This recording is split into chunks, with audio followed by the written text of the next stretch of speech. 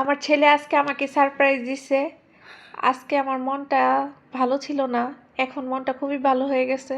আমি একজন মা, প্রত্যেকটা মাই মনে হয় সন্তানরা যদি কোনো কিছু সারপ্রাইজ দেয় বা আদর ভালোবাসা দেয়, প্রত্যেকটা মারই মন ভালো হয়ে যায়। তেমনটা আমার সাথেও হয়েছে।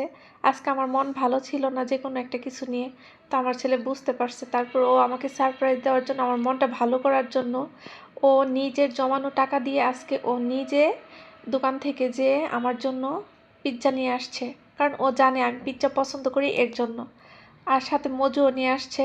তো আজকে মানে আমি এরকম একটা সারপ্রাইজ পাবো, এটা আমার ভাবনা চিন্তার মধ্যে ছিল না। তো খুবই ভালো লাগতেছে। সবাই আমার বাবাটার জন্য দোয়া করবেন।